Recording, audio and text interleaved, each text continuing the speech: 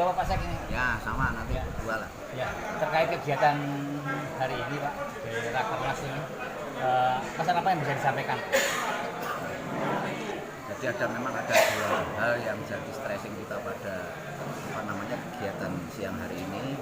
Yang kemasannya adalah Rakernas. Yang pertama tentu kepentingan utama kita ada dalam rangka konsolidasi organisasi.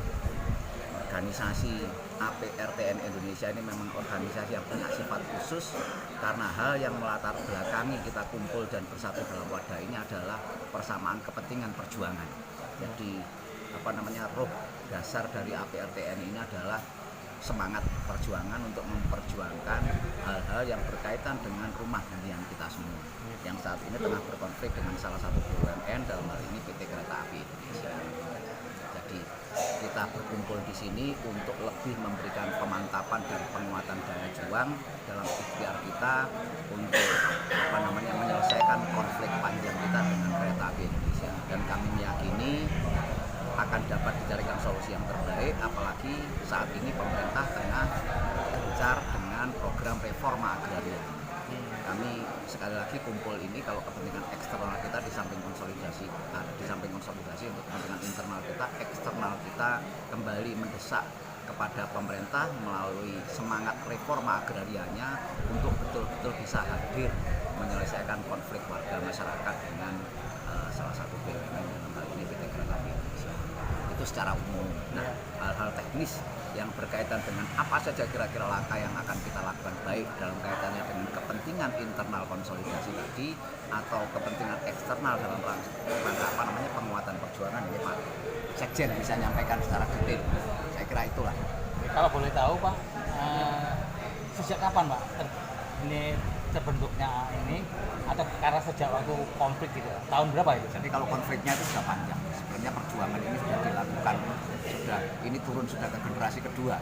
Sebenarnya perjuangan itu sudah dimulai oleh orang tua kami sejak puluhan tahun yang lalu, dan memang kita kemudian muncul kesadaran bahwa ini adalah merupakan persoalan bersama yang hanya bisa dimungkinkan penyelesaiannya ketika ada dialog dengan pemegang kewenangan atau instansi-instansi yang memang berkompeten di tingkat pusat untuk menyelesaikan persoalan ini. Oleh karenanya kemudian seluruh potensi perjuangan masyarakat yang berkonflik dengan kereta api di hampir seluruh wilayah Jawa dan Sumatera itu kumpul di APRTN sejak 2021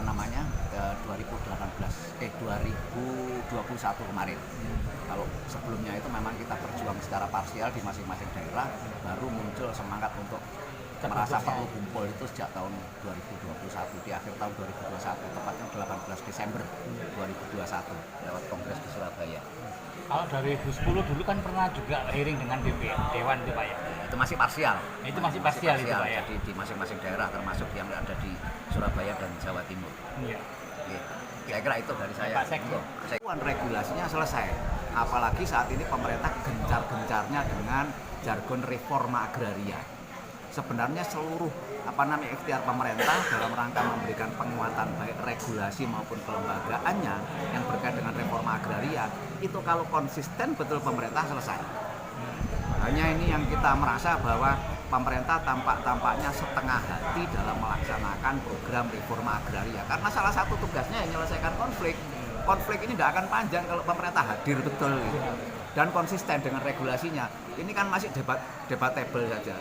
Bahkan satu hal yang kami merasa agak aneh ketika beberapa saat yang lalu Menteri ATR BPN bagi-bagi sertifikat kepada para dosen dan mantan dosen di Unhas Makassar, itu menjadi mudah diproses karena kebetulan objek yang dimohonkan ini tidak tercatat sebagai barang milik negara. Seolah-olah reforma agraria dengan regulasinya itu tidak bisa menjangkau barang yang tercatat sebagai aset negara. Karena ketentuan regulasi yang terakhir di reforma agraria ini dalam rangka melakukan penataan ulang terhadap pemanfaatan, penggunaan, hak kepemilikan atas tanah, dimungkinkan dilakukan evaluasi terhadap objek yang itu tercatat sebagai aset, baik aset BUMN maupun aset negara, sepanjang dengan catatan objek-objek itu pada faktanya tidak difungsikan atau tidak dimanfaatkan sesuai dengan peruntukannya. Itu sudah seharusnya bisa dijangkau oleh ketentuan yang diatur di reforma agraria. Kalau memang sudah tidak difungsikan, ya sudah, harusnya itu diarahkan menjadi tanah terlantar yang bisa menjadi objek reforma agraria. Kalau sudah jadi tanah objek reforma agraria, ya sudah, lakukan redistribusi terhadap objek itu. Redistribusi itu harapan kita. Kalau kita berpegangan pada statement pemerintah yang disampaikan oleh Presiden, redistribusinya itu harus memberikan prioritas kepada warga masyarakat yang secara faktual sudah menguasai, menempati tanah ataupun lahan yang jadi objek sengketa itu dengan segala itikat baiknya. Merupakan kegiatan resmi atau tidak oleh instansi mereka, tapi begitu ada tanah kosong yang diklaim, yang menurut anggapan mereka itu punya mereka, kemudian dibagi kepada masing-masing pegawainya. Dan masing-masing pegawainya itu ada yang sudah punya rumah, ada yang merasa sudah punya tempat tinggal, itu dijual belikan kepada masyarakat. Nah, masyarakat karena tahu yang jual itu adalah orang kereta api, ya pasti dibeli. Nah, kenapa dibeli? Ya karena kemampuan ekonomisnya baru segitu. Harganya memang relatif lebih murah dari pasaran umum. Lebih murah bukan berarti selisih jauh. Dibeli karena memang kemampuan ekonomisnya segitu oleh warga masyarakat. Ada memang yang kemudian rel lama. Kereta api ini kan warisan pemerintah kolonial Belanda.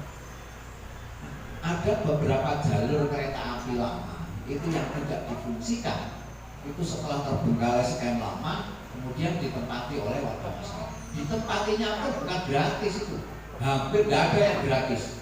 Ini yang selalu harus kita sampaikan. Makanya saya terus terang kemarin ada beberapa yang agak kecewa ketika kita diundang gugus tugas reforma agraria Jawa Timur. Kita kadang-kadang menyepelekan ini ongkos itu selalu saya istilahkan jual beli. Sekalipun memang secara hukum jual beli tanah, jual beli harta tidak bergerak itu tidak sama dengan beli barang bergerak secara hukum. Ya. Tapi apapun itu substansinya transaksi jual beli itu ketika ada penawaran harga, ada pembayaran harga, ada objek yang dijual, itu adalah jual beli. Sekalipun dilakukan di bawah tangan, substansinya adalah jual beli. Ini yang harus perlu selalu kita sampaikan.